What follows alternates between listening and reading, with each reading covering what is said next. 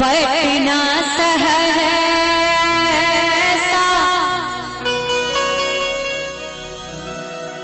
जरूर लहंगा पिया, पटना सहसा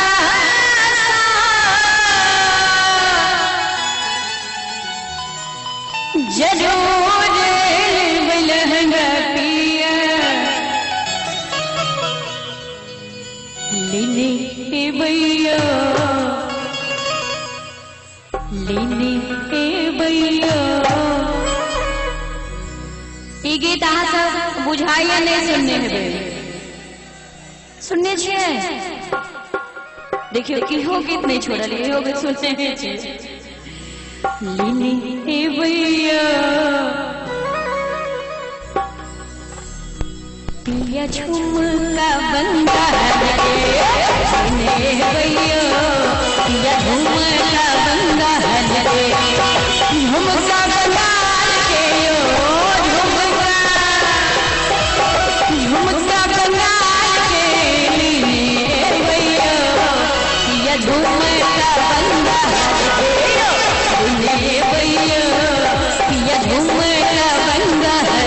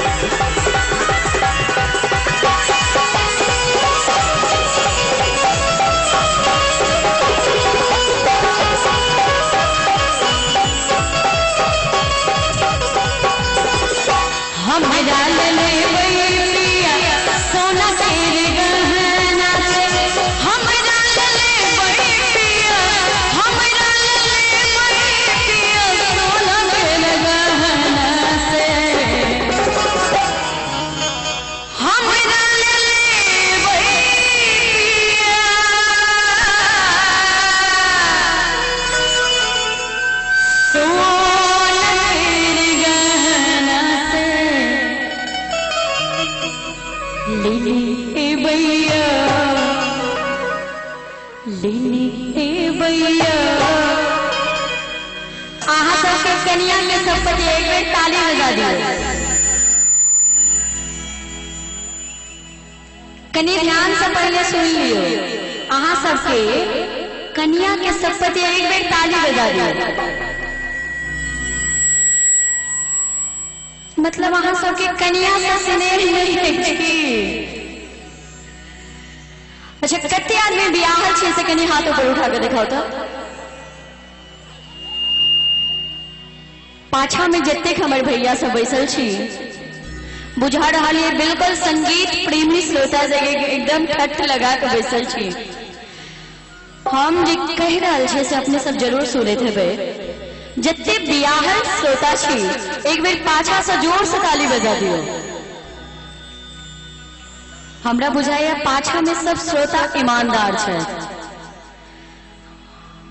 अच्छा एक बेर कते आदमी बियाहल छे से कने हाथ ऊपर उठा के दिखाओ तो। बस आइयो तो अहाँ के गांव में किनको बियाह में भेल छन? आ कते आदमी कुमार छिए? तो ई काली पूजा भ रहल छे कि अंतरराष्ट्रीय कुमार सम्मेलन चल रहल छे। एक बेर सब के जोरदार ताली बजा कर पिया चुनरी भोपाल के, भैया पिया चुनरी भोपाल के, चुनरी भोपाल के यो चुनरी चुनरी भोपाल के, भैया पिया झुमका बंदा लगे, भैया पिया झुमका बंदा लगे।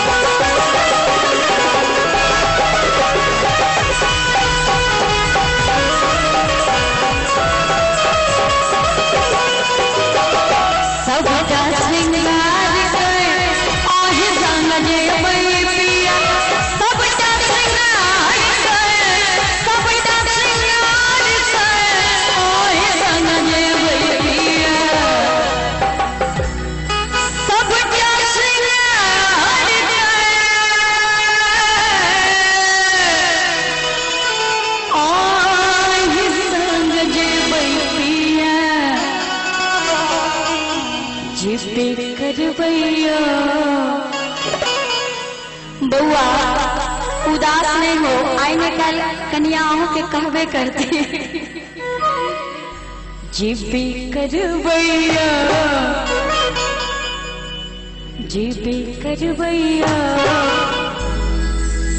मिल देखैलन पहाड़ के जीबी करवैया मेला देखैलन पहाड़ के मेला नेपाल के मेला मेला नेपाल के लेने भैया या झूमता बंगाल के लेने भैया या झूमता बंगाल के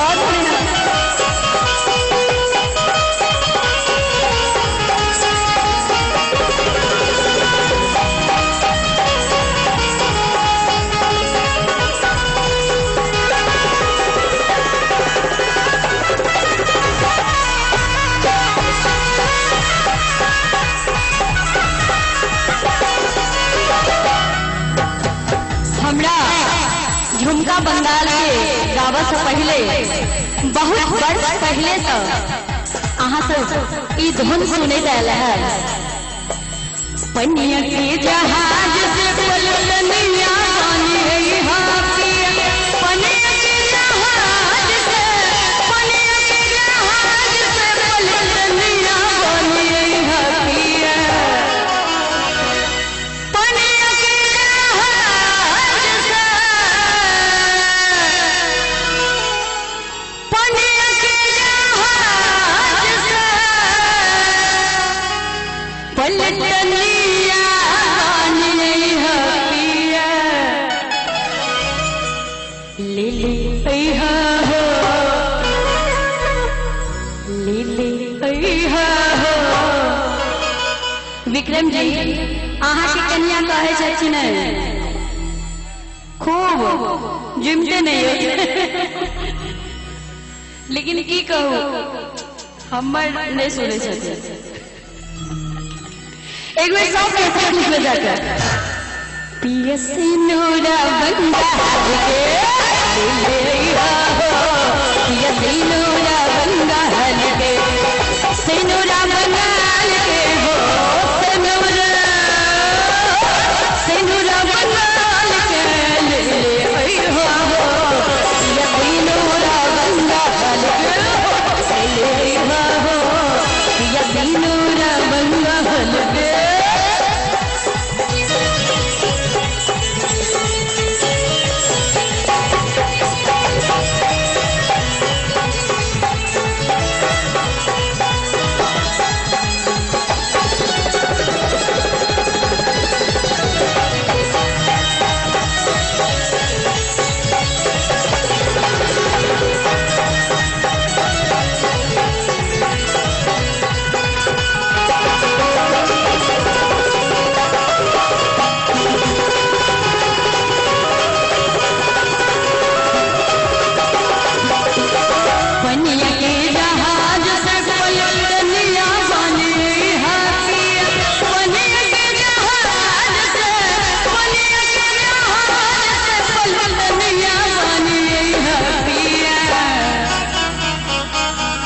बहुत सुंदर साउंड सेट के छे चुनमुन जी ताई वास्ते कनी बेसिए धन्यवाद कारण आई माइक के बिना कलाकार के जान खत्म हो जाए छे पनिया के जहाज से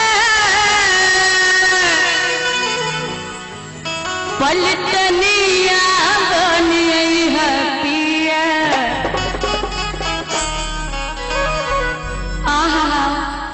सब गोटे अपना अपना तरीका से कर रहल छिए अच्छा बेंजो वाला भैया अहाँ ई चीज के केना बजेबे लिली ऐहा हो